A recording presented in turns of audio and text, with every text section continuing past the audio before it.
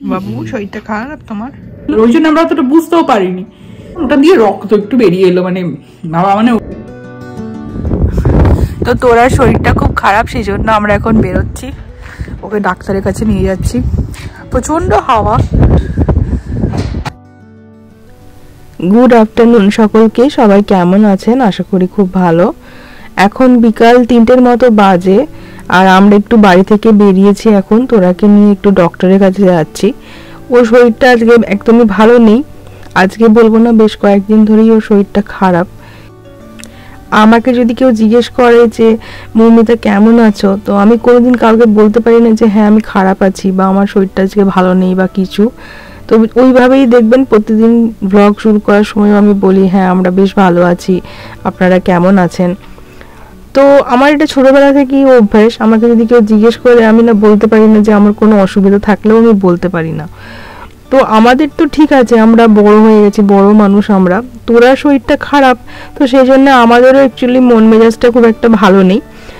যদিও এখনো অবধি জানতাম না তোরা শরীরটা কতটা খারাপ, সত্যি কথা বলতে ততটা বুঝতে পারিনি। আর ও তো ছোট, ও তো মানে আমাদের সাথে খেলা করছে, মাঝে মাঝে শরীরটা খারাপ হলে একটু ওর অসুবিধা হচ্ছে সেটা বুঝতে পারছি, বাট ওর শরীরটা যে এতটা খারাপ হবে সেটা আমি বুঝতে পারিনি। তো যাই হোক, ডক্টরের কাছে আমি যাচ্ছি। আর যেমন প্রতিদিন বাড়ি থেকে বেরোলে একটু ব্লগ করার চেষ্টা করি বা একটু ভিডিও তুলে রাখার চেষ্টা করি, তো সেইভাবেই আজকেও শুরু করেছিলাম। আর আজকে বাইরে ওয়েদারটা খুব ভালো, এত সুন্দর রোদ উঠেছে, তো সেই জন্যে আরও আর কি যে একটু মানে ভিডিও তুলে রাখি, দেখতে ভালো লাগবে বলে সেই জন্য তোলা স্টার্ট করেছিলাম। তো এখন এমনি তোরাকে নিয়ে ডাক্তারের কাছেই যাচ্ছি। আর এখন তো এখানে এখন স্প্রিং চলছে, বসন্তকাল, সেই জন্য আকাশটা এত পরিষ্কার। আর এটা হচ্ছে তোরার ডক্টরের যে চেম্বার, তার সামনে দেখুন গাছে কি সুন্দর মুকুল এসেছে, মানে পাতা গজাচ্ছে অ্যাকচুয়ালি এটা। তো আমাদের যেমন সে আমের মুকুল আসে সেরকম হয় না, অনেকটা সেই রকম দেখতে লাগছে। তো চলুন এবার ডক্টরের চেম্বারের ভেতরে যাওয়া যাক। তোরা মাছ দেখে যা, ফিশ ফিশ ফিশি।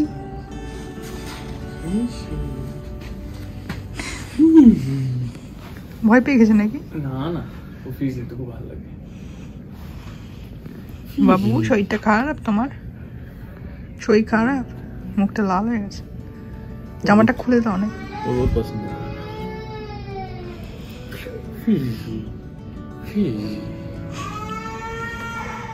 এখানে একটা বাচ্চা কাঁদছে বলে তোরা একটু ভয় পেয়ে গেছে।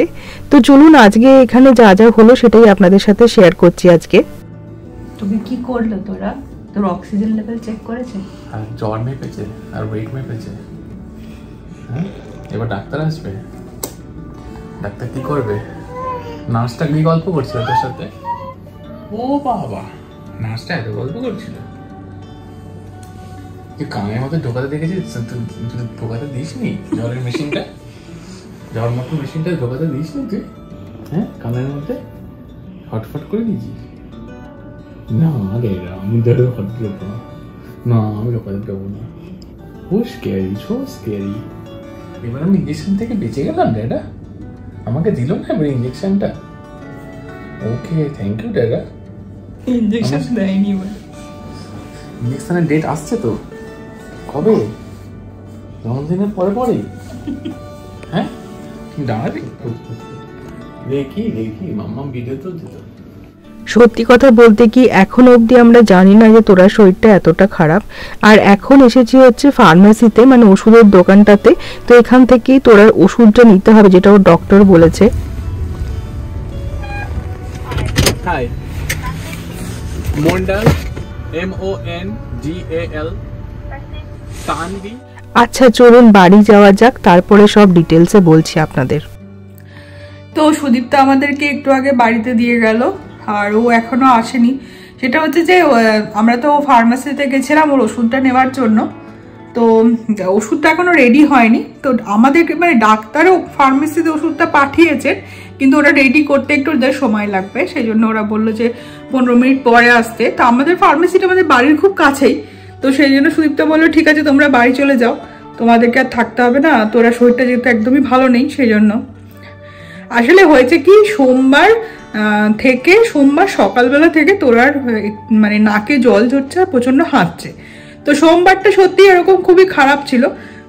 তো এবার আমরা কিছু বাড়িতে ওষুধ বলতে একটা এখানে জেনারেল একদম ওষুধ, সেটা হচ্ছে টাইলেনল বলে একটা ওষুধ আছে, সেটা দিয়েছিলাম। আর ন্যাজাল ড্রপ হয় বাচ্চাদের, ওই স্যালাইন ন্যাজাল ড্রপ, তো সেটা দিয়েছিলাম যাতে ওর নাকটা ব্লক না হয়ে যায়। তো সেটা দেওয়াতে প্রথম দিন মনে হলো একটু কমেছে, কিন্তু তারপরের দিন আরো কমেনি, মানে বুঝতে পারলাম যে নাক কমেনি। তো এবার ডাক্তারকে ফোন করলাম তারপরের দিনে, মঙ্গলবার ওই দুপুর 2টোর দিকে ফোন করেছিলাম। তো ডাক্তারের যে নার্স আছে, তো ডাক্তারের নার্স ফোনটা ধরেছিল, দিয়ে সব ওরা কি অনেক রকম ট্রিয়াজ করে যে কত বড় বাচ্চা, মানে বাচ্চার বয়স কত, কি হয়েছে, কতদিন ধরে চলছে। তো এইসব জানতে চাইলো। তো বললাম যে এরকম এরকম হচ্ছে, আর ওর নাকটা একদম ব্লক হয়ে গেছে, আমি এরকম ন্যাজাল ড্রপ ওকে দিচ্ছি। তো এইসব বললাম। তো মানে নার্সটা প্রথমে বললো যে মিনেসোটাতে মানে পোলেন অ্যালার্জি খুব হয় মানুষের, আর যেহেতু এখন মানে স্প্রিং মানে পড়ে গেছে, বসন্ত মানে বসন্তকাল এটা মিনেসোটাতে। তো এই টাইমটাতে কি হয়, গাছে অনেক পাতা আসে আর ঘাস টাস সব বেরোতে শুরু করে, মানে শীতকালে যেটা একদম শুকিয়ে গেছিল তোর বেরোতে শুরু করে। আর এই টাইমে প্রচুর হাওয়াও দেয়। তো এই টাইমে না মানে অ্যাটমসফিয়ারে প্রচুর পোলেন ঘুরে বেড়ায়, পোলেন, তারপরে রোয়া রোয়া জিনিসপত্র প্রচুর থাকে। তো এবার সেইখান থেকে মিনেসোটাতেই বহু লোকের এটা হয়, বহু মানুষের অ্যালার্জি হয়, খুব বাজেভাবে পোলেন অ্যালার্জি হয়, আর বাচ্চাদের তো হয়ই। তো এটা মানে মিনেসোটাতে এই টাইমে মানে নিউজেও অ্যালার্ট দিয়ে দেয় যে আজকে পোলেন প্রচন্ড পরিমাণে থাকবে, তো মানুষজনকে যাতে রাস্তায় কম বেরোয় এরকম টাইপের বলে। তো ডাক্তার মানে নার্স যে ছিল সে মেনলি বললো যে হয়তো ওর পোলেন অ্যালার্জি হয়েছে, যেহেতু এই নাকে জল ঝরছে, হাঁচি হচ্ছে, এই সমস্ত। আর আমাকে জিজ্ঞেস করছিল জ্বর টর এসছে কিনা, তো আমি বলছি না জ্বর আসেনি, কিন্তু আমি ওকে ওই যে টাইলেনল যে ওষুধটা ওটা দিচ্ছি, ওটা মানে জ্বর প্লাস মানে শরীরটা ঠিক ভালো না থাকলে আর কি দেওয়া যায় বাচ্চাদের, ওটাতে অত সাইড এফেক্ট কিছু নেই। তো সেই সব দিচ্ছি বললাম। তো আমি এটাও বললাম যে মানে তোরা কিন্তু ঠিক মতো মানে ব্রিথ করতে পারছে না, যেহেতু নাকটা ওর সবসময় ব্লক আছে। তো এমনি মানে অক্সিজেনের অভাব হচ্ছে সেরকম কিছু নয়, কিন্তু ও নাক দিয়ে নিঃশ্বাস না নিয়ে মুখ দিয়ে নিচ্ছে, যেমন সর্দি হলে যেটা হয়। তো তখন নার্সটা বলে যে ঠিক আছে আপনারা একবার ডক্টরকে দেখিয়ে নিন, ইমার্জেন্সি নয় এটা, তবে ডক্টরকে দেখিয়ে নিন একবার, যেহেতু ওর মানে ব্রিথ করতে অসুবিধা হচ্ছে কি হচ্ছে, আর অ্যালার্জিটা কতটা সিভিয়ার সেটা বুঝতে পারবে, কতটা বাড়াবাড়ি হয়ে গেছে। তো আমরা বললাম ঠিক আছে, তাহলে যেটা অ্যাপয়েন্টমেন্ট আছে ডক্টরের একদম আর্লিয়েস্ট যেটা তাড়াতাড়ি হয়, তো সেটা হচ্ছে আজকে শুক্রবারের অ্যাপয়েন্টমেন্ট ছিল। তো শুক্রবার 4টের দিকে অ্যাপয়েন্টমেন্ট আমাদেরকে দিয়েছিল, তো সেটাতেই গেছিলাম। এবার আমরা ভাবছি ওর পোলেন অ্যালার্জি হয়েছে, ঠান্ডা লেগেছে, ডাক্তার একটু আধটু ওষুধ বলে দেবে তো সেরে যাবে। তো তারপরে ডাক্তার সব আমাকে আবার ওখানেও গিয়েও যেমন জিজ্ঞেস করে সবকিছু, ওর অক্সিজেন লেভেল দেখলো। তো প্রথম তো ঠিকই ছিল, অক্সিজেন লেভেল ঠিক আছে, সবই ঠিক আছে, শুধুমাত্র নার্স এসে সব চেক করে গেল, তখন অবধি ঠিক আছে। তারপর ডাক্তার এসে, আমি ওনার ডাক্তারকে বললাম যে কথায় কথায় যে ও না কানটা খুব ঘষছে, দুটো কানই খুব হাত দিয়ে ঘষছে, চোখ কচলাচ্ছে, চোখ নাক মুখ সব মানে কচলাচ্ছে, আর একটু লাল হয়ে যাচ্ছে এরকম টাইপের। তো ডাক্তার বললো ঠিক আছে অ্যালার্জি তো হতে পারে, তবে এবার আমি ওর কানটা দেখি, কানের কি অবস্থা, কানটা এরকম মানে কানটাও আমরা কান যেমন মানুষের সর্দি হলে একটা দপদপ করে সেরকম হয়তো ওর হচ্ছে বাড়িতে, আমি সেটাই ভাবছিলাম। তো কানটা দেখার পরে ডাক্তার বললো যে না এটা তো পুরো ইনফেকশন, কানে ইনফেকশন হয়ে গেছে, পুরো কানে ইনফেকশন। আর কানে এসে একটা ভেতরে মানে ঢুকিয়ে দেখলো, সেটা যখন বের করলো তখন ওটা দিয়ে রক্ত একটু বেরিয়ে এলো, মানে বাবা মানে ওটা দেখেই আমাদের বলছে কান দিয়ে রক্ত বেরিয়ে গেছে, এত ইনফেকশন হয়ে গেছে। আমার বলছে তোর আর জ্বর টর আসেনি? ডাক্তার জিজ্ঞেস করতে, বলছে না ওর তো জ্বর তো আসেনি, একবারও জ্বর আসেনি, আর আমি টাইলেনল দিচ্ছি, কেন জানি না জ্বর আসেনি, তবে ও ব্যথা আছে এতদিন ধরে, নিশ্চয়ই আজকে ডাক্তার এটা ঢুকেছে তখনই চিৎকার করছে, আর এতদিন বাড়িতে এক ফোঁটা কাঁদেনি ওই জন্য, মানে কানে ব্যথার জন্য। তো কি করে বুঝবো? যে ডাক্তার তো সঙ্গে সঙ্গে বলেছে না এটা তো ইয়ার ইনফেকশন, এটা কোনোভাবেই কমবে না অন্যভাবে, আপনারা খুব ভালো আজকে ওকে নিয়ে এসছেন এখানে। ও ডাক্তার সঙ্গে সঙ্গে অ্যান্টিবায়োটিক লিখে দিল, আর এখানে মানে 10 দিনের অ্যান্টিবায়োটিক দিয়েছে। এখানে জেনারেলি অ্যান্টিবায়োটিক দেয় না, মানে একটু তো জ্বর টর হলেও অ্যান্টিবায়োটিক দেয় না, যদি না সেটা ওরকম সিভিয়ার কিছু হয়। তো ওর তো ইয়ার ইনফেকশন, তো আমাকে বললো অ্যান্টিবায়োটিক ছাড়া অন্য কোনোভাবেই কাজ হবে না, তো অ্যান্টিবায়োটিক খেতেই হবে। তো সেই অ্যান্টিবায়োটিকটাই দিয়েছে। ওটা সুদীপটা আনতে গেছে, এখনো রেডি হয়নি বললো, কি আর করব। আর তোর আর না ছোট থেকে এটা আমি দেখেছি, ও না মানে ওর যে শরীর খারাপের জন্য যে ও কান্নাকাটি করে না, সেটা ও একদম করে না। সেটা আরেকটা অদ্ভুত ব্যাপার, মানে ওকে যে লোকে যে ইঞ্জেকশন দেয়, ভ্যাকসিন নিয়ে আসে, ওই যখন দিল তখন একটু খুব কেঁদে উঠলো, তারপরে ব্যাস মানে মানে কি বলবো, কয়েক সেকেন্ডের মধ্যে ও চুপ, ঠিক হয়ে গেল। আর তারপরেও যে ওর মানে ব্যথা করছে, বাড়িতে এসে বুঝতে পারছি ব্যথা, ও চুপ করে থাকবে একদম শান্ত ভাবে, কোলে একদম হয়ে থাকবে, মানে একটু যে কাঁদে বাচ্চারা হাও করে, ও একদম কাঁদে না।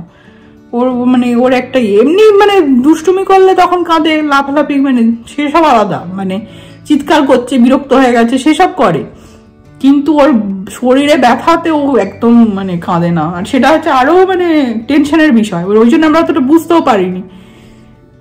তো কি আর বলবো, আজকের ব্লগটা শেষ করছি। ব্লগ তো আর নয়, মানে যা আজকে হলো তাই শেয়ার করলাম, কিছুই ব্লগের কিছু নয় এটা।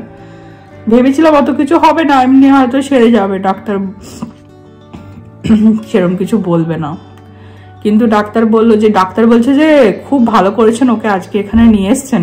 আবার সত্যি শনি রবিবার পড়ে যেত তো আরো ডিলে হয়ে যেত না, শনি রবিবারে তো ক্লিনিকগুলো খুব একটা খোলা থাকে না, যেতে হলে ইমার্জেন্সিতে যেতে হতো।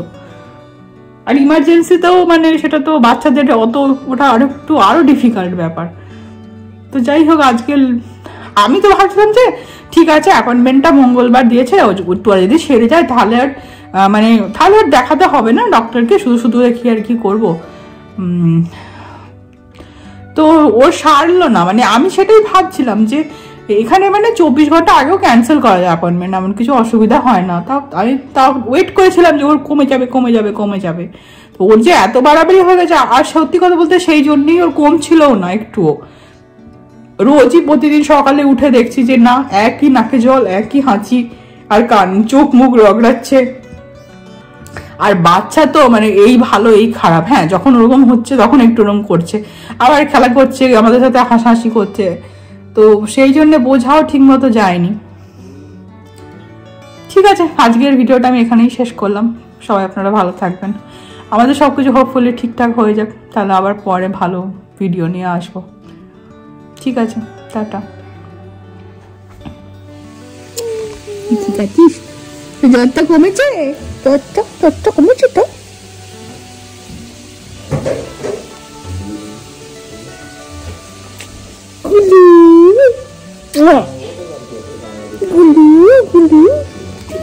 মাম্মা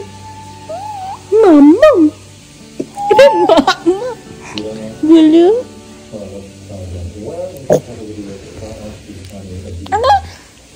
ওকে ওকে ওকে ওকে ওকে ওকে ওকে বুঝা না, মোবাইলটা একটু হাত দিতে নি।